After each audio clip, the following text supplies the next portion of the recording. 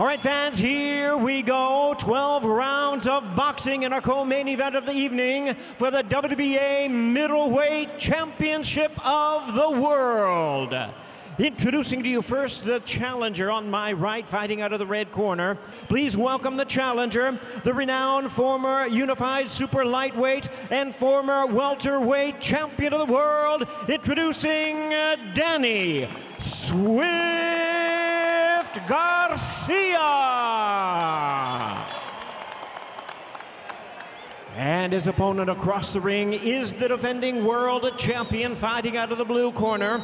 Ladies and gentlemen, here is the ageless two-division world champion, tonight making the third defense of his current title, introducing the defending WBA Middleweight Champion of the World, introducing Erislandy, the American Dream, Lara. We're getting full waistband here all the way to the bottom of the letters. Anything in the blue on this side is good, gentlemen. You got my instructions in the back. Protect yourselves at all times. Listen to my commands. Touch them up. Back to your corner, gentlemen. Both of them two-division champions. Lara at 154 and 160. Garcia at 140 and 147. We mentioned at the top of the broadcast, title against Lucas Matisse, the murderous puncher who was dropped and now pointed by Garcia. And Garcia again an underdog here tonight. Which I think that favors Lara. This is the pace that Lara fights in. Low output, high accuracy. That's what he is. And you mentioned it in your keys to victory at the top. He wants to hypnotize you with that lead hand, the jab, the right hand. And Garcia, though, even at 36, not as mobile as he used to be, but he's the one who will try to use that real estate a little more. This is called a feel-out round. Let them feel each other out. Yeah, really. And of course, from the last one. Plant McCumbee, a tough act to follow here, but we've got two veterans fighting for much higher stakes, 160-pound title. McCumbee didn't know the rules, all right? Not much jazz, but it's there. The distance, the reach for him. Yeah, he's measuring Garcia.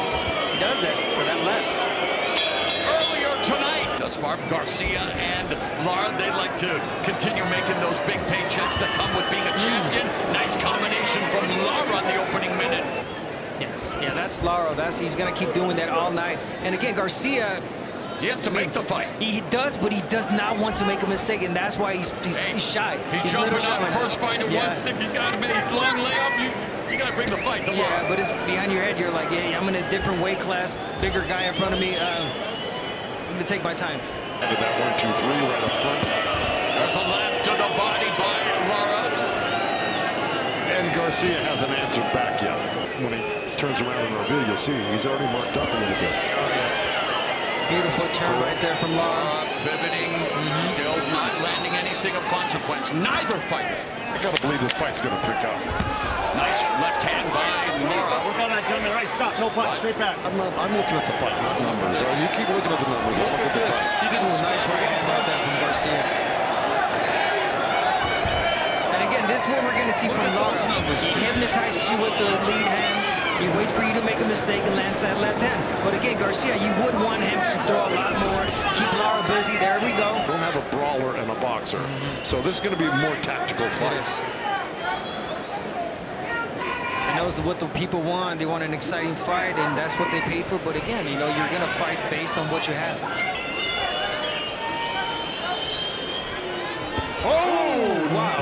Ooh, nice left hand by the guy who isn't doing much. Boo! The fans don't like it. Well, they will once the action picks up, and it will. But Garcia here now in round 4, trying to get something going. He's been unable to do anything through 3 rounds. Yeah, you would think it would pick up a lot more from Garcia. Lara, again, we're used to that style. Jab, left hand, waiting for the right moment to land those straight. Another career high layoff. Yeah, timing. 2 years. Rosti's a timing fighter. Garcia, counter punchers are timing fighters. So it means something to be active. And it's not always, again, you know, we know where we are in this day and age. But he's only lost to the best. Errol Spence, Sean Porter, Keith Thurman. He was in pitched battles over a decade ago. He's 36. He's also in the twilight of his career. So a lot more active against Jose Benavides Jr. in his last fight, his first fight at 154. Yeah, and he was out for 2 years as well, and he came back and he looked good. He looked great there, but the now two guys I'm talking about are left-handers too. Well, man, look at those stats. Just porous. Okay, Morrow. Yes, the stats aren't good right now, of course. Why are you calling me? I'm calling the fight. Focus on the fight, guys. Don't get so sensitive. Don't get sensitive. What's coming my way? Okay. No, yes. it's not. Look at that action right there. He's beaten death twice. Yeah, it's crazy. And he's here, and he wants to see his son become a world champion. He's a bigger boxing fan than his son. They both admit that. You got to start trying. There we go. Get in the inside. Find a way to get in the inside for Garcia. Break down the old fighter. 41 years old. Break the body.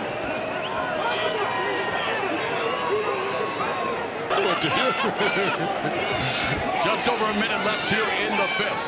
For Lara, he'll do this all night. He will travel the rope around the ring, use the jab, he'll win, he'll coast, but it's up to Danny Garcia now to try to make the fight. Before he goes in and mentally and physically, yes. Well, at least in this fifth round, we saw a little bit more from Garcia. He tried. Yeah. Not enough, though. Not enough to win the round at this point. Since it's met with such disdain, I won't even bother mentioning the stats for this round because they'll make you cry. They'll make you cry.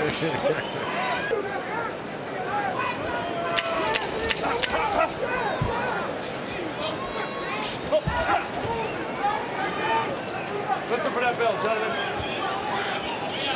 Hey, ring the bell. Still to come against former two-division champion Danny Garcia, making his middleweight debut, hoping to become a three-division champion. Unfortunately, a long layoff and maybe even age and all of the...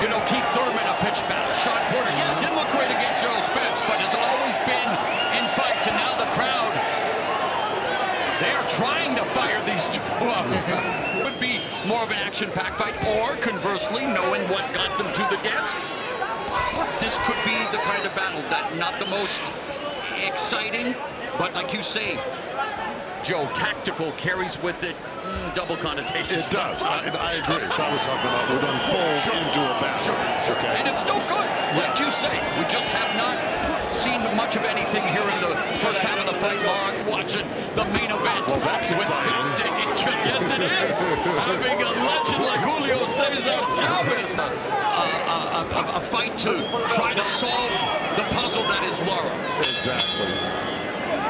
Julio Cesar Chavez is now at ringside getting ready for the main event. He holds the record for Mexican-born fighters all time. Go to that interview now? Yeah, we could. That's what I said. Let me tell you something. No, Chavez. Beautiful leg there from Lara to the body. Since we got a little time, I went to see Julio Cesar Chavez fight Azabachi Martinez in 1984, September of '84. He was in grade 10 at W.J. Mowat Senior Secondary School that year. That's what it was doing. Since you're in the numbers. Into the numbers. Wow. Wow, impressive numbers. Anything in the first round. Okay. This is a recording. I couldn't. Okay. He's not up to snuff. Danny Garcia. Why don't you take the fight to him and see what you can do? Okay. Listen for the bell, John. All right, let's go to Jim Gray. Ben's his twin brother. Why should I be on my game with this fight?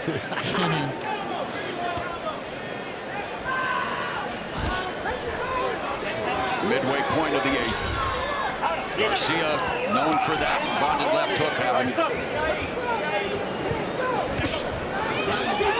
There's a couple of rights from Garcia, unable to put it together. Now he tries to close the distance, and again, guys, Garcia 36, long layoffs, has not been active over the past few years.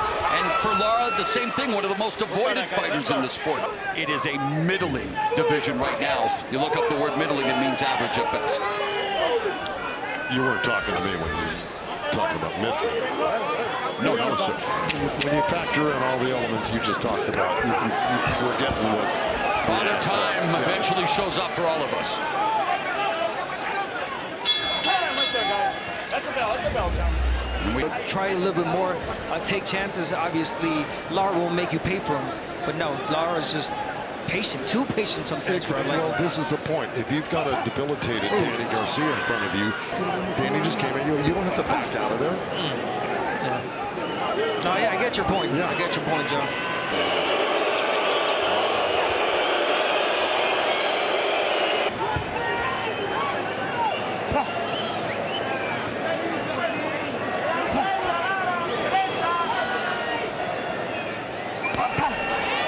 There's a nice left hand right hook by Lara.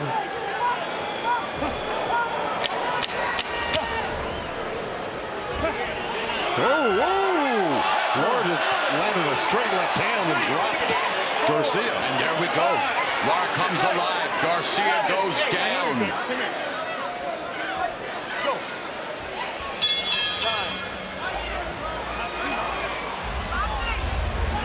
Angel Garcia has pulled the plug.